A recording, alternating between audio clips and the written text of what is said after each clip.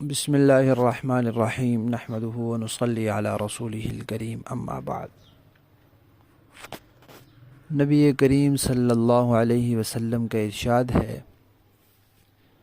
کہ آپس میں ایک دوسرے کو ہدیہ دیا کرو، اس سے تمہارے درمیان محبت بڑھے گی۔ اللہ تبارک و تعالی نے انسانوں کو دنیا میں رہنے کے لیے ایک نظام دیا ہے،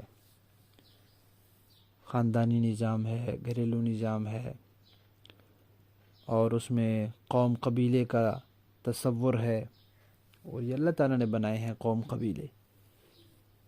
اب یہ جو گھرانے ہیں اور خاندان ہیں اور رشتے ناتے ہیں، ان کے اللہ تعالیٰ نے پھر حقوق بھی رکھے ہیں، اسی طرح پڑوسیوں کے حقوق رکھے ہیں۔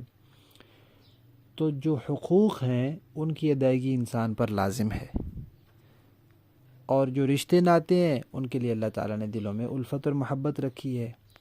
جو ایمان والے ہیں ان کے ساتھ بھی محبت ہے ایمان کی وجہ سے، اور جو رشتے دار ہیں ان کے ساتھ محبت اور تعلق ہے رشتے کی وجہ سے۔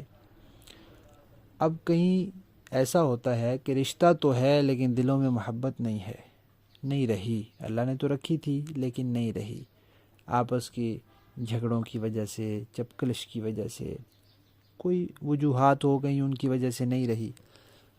تو اب شریعت کا حکم ہے کہ رشتے ناتے جو اللہ نے بنائے ہیں وہ بحال رکھنے ہیں۔ اب ایک شخص کو اللہ نے میرا ماموں بنایا ہے، میں جتنا مرضی زور لگا لوں میں یہ رشتہ ختم نہیں کر سکتا۔ جب نہیں کر سکتا تو میں اس کو بحال رکھوں اور تعلقات اچھے رکھوں، اور جب تک کوئی شریعت کی خلاف ورزی نہ ہو میں ان کے ساتھ محبت رکھوں، میں ان کے ساتھ تعلقات اچھے رکھوں۔ تو اس کے لیے فرمایا کہ ایک دوسرے کو ہدیہ دیا کرو، دلوں میں محبت بڑھے گی۔